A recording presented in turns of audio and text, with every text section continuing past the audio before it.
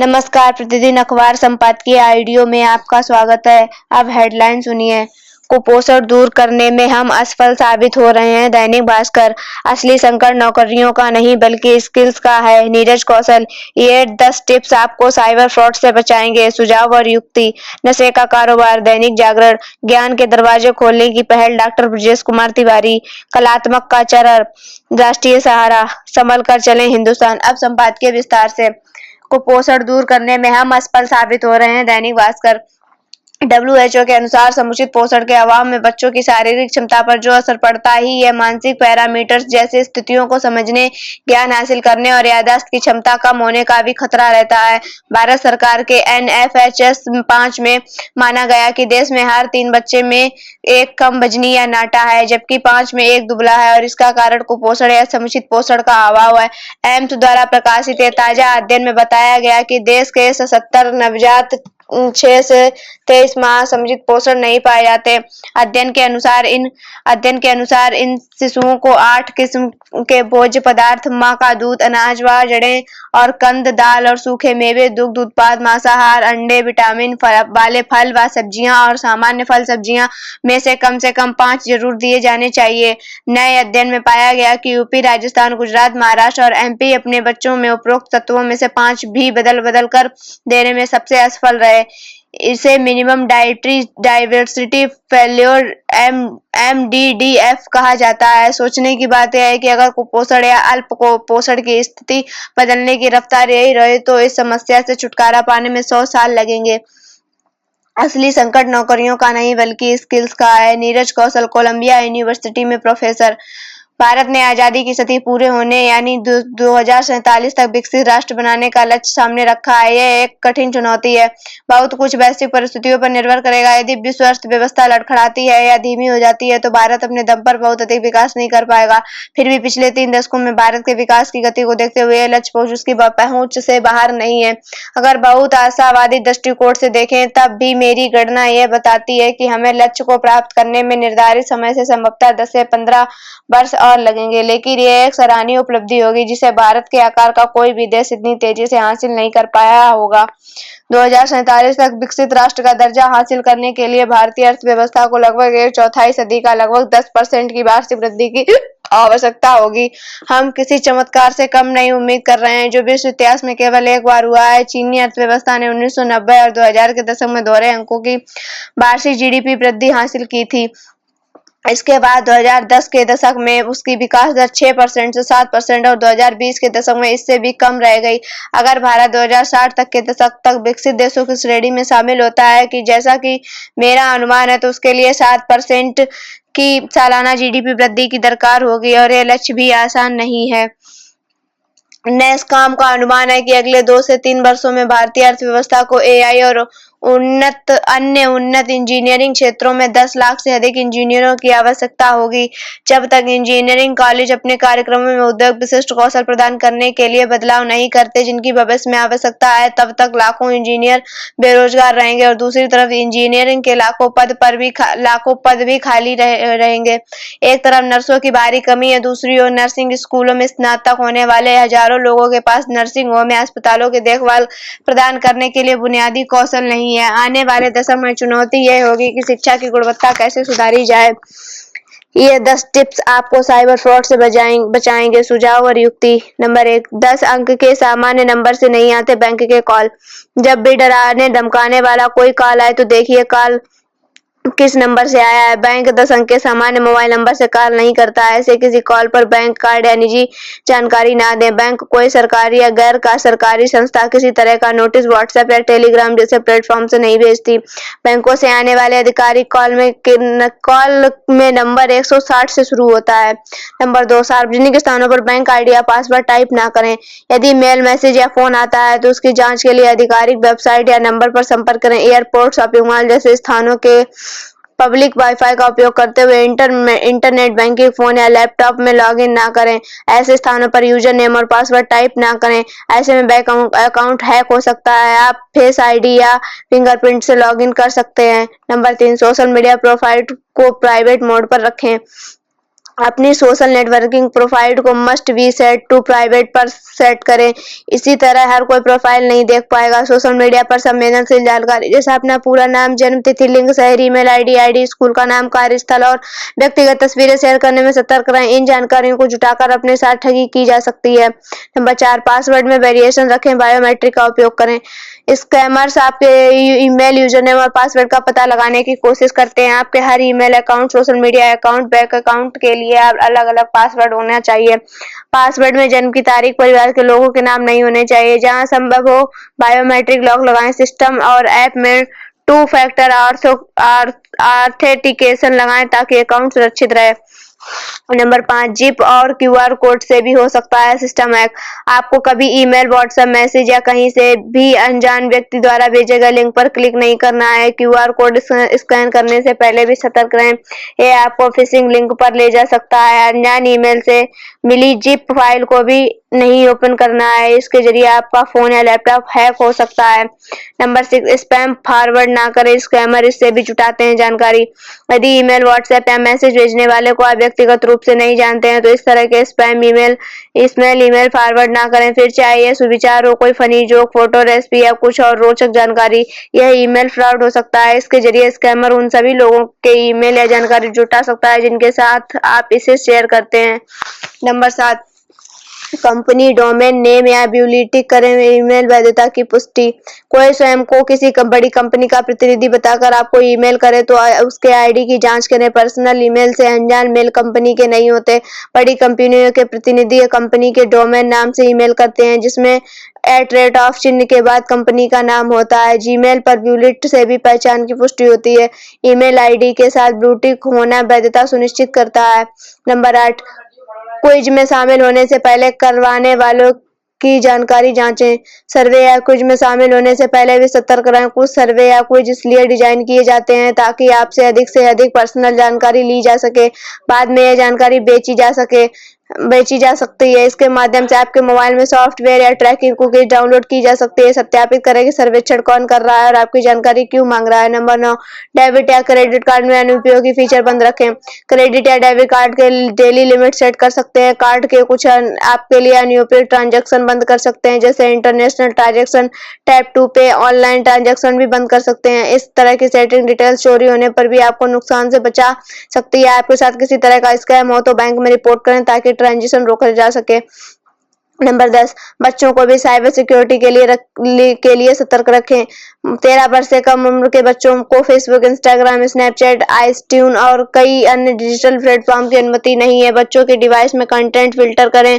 अपने बच्चों के स्नैपचैट जैसे ऐप्स का उपयोग करने की अनुमति ना दें। ये ऐप पोस्ट को तुरंत हटा देते हैं। यहाँ आप बच्चों की ऑनलाइन गतिविधि की निगरानी नहीं कर सकते। नशे का कारोबार। दैनिक जागरण। पिछले कुछ समय से ऐसे समाचार लगातार आ रहे हैं कि ड्रग्स की बड़ी खेप बरामद की गई है। गत दिवस भारतीय नौसेना ने अरब सागर में 500 किलो ड्रग्स जब्त की। इसे श्रीलंका के झंडे वाली 2 नौकाओं में बरामद किया गया। इसके कुछ दिन पहले भारतीय कोस्ट गार्ड ने अंडमान निकोबार द्वीप समूह के पास से मछली पकड़ने वाली नौका से 5500 किलो ड्रग्स पकड़ी थी। इसे हाल के समय में सबसे बड़ी खेप बताया गया था। रहकर ड्रग्स की बड़ी खेप पकड़ने जाने से एक और जहां यह स्पष्ट होता है कि भारतीय एजेंसियां नशे के कारोबारियों के खिलाफ सजग और सक्रिय हैं, वहीं दूसरी ओर यह भी रेखांकित होता है कि ड्रग्स के सौदागर भारत को मादक पदार्थ खपाने का जरिया बना रहे हैं या फिर उसे यहां लाकर अन्यत्र भोजन भेजना आसान पा रहे हैं। दोनों ही स्थितियां चिंता बढ़ाने वाली हैं। भारत में तो न ड्रग्स की खपत होने देनी चाहिए और ना ही ये होना चाहिए कि उसे यहाँ लाकर अन्य देशों को भेजा जाए। भारत सरकार ने उन कारणों की तह तक जाना चाहिए जिनके चलते ड्रग्स के कारोबारियों ने भारत को आसान ठिकाना समझ लिया है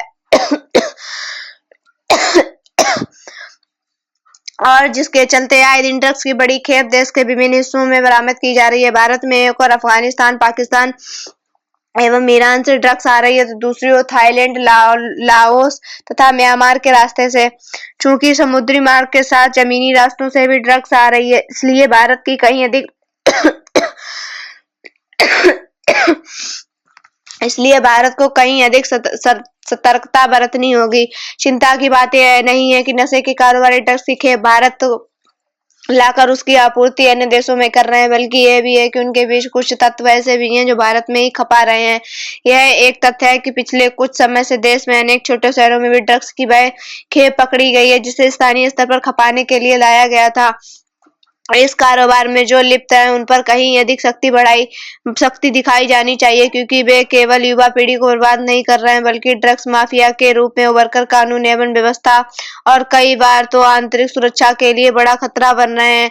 यह किसी से छिपा नहीं कि आमतौर पर माफिया समूह और आतंकी संगठन ड्रग्स से होने वाली काली कमाई के जरिए ही फलते फूलते हैं।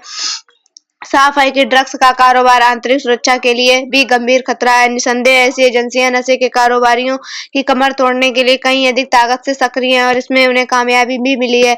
लेकिन ये नहीं कहा जा सकता कि नशा मुक्त भारत का लक्ष्य आसान नजर आ रहा है। ज्ञान के दरवाजे खोलने की पहल। डॉक्टर ब्रजेश कुमार तिवारी, लेखक, JNU के अटल स्कूल ऑफ मैनेजमेंट के प्रोफेसर हैं।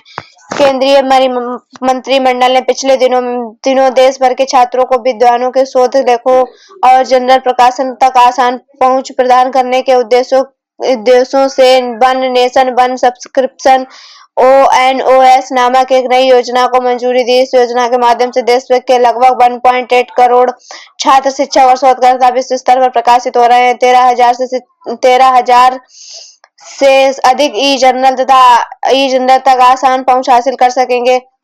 ONOS योजना केवल प्रमुख महानगरीय क्षेत्रों में नहीं, बल्कि Tier 2 और Tier 3 शहरों में भी रहने वाले छात्रों, शोधकर्ताओं और शिक्षकों को भी वैश्विक स्तर पर सृजित हो रहे ज्ञान का लाभ उठाने का अवसर प्रदान करेगी। इससे पहले जर्मनी और उरुग्वे सरकारों ने अनुसंधान सामग्री तक समान राष्ट्रीय पहुंच की शुरुआत की थी। वास्तव में वैज्ञानिक और शैक्षणिक प्रगति तभी प्रदान की जा सकती है जब वैश्विक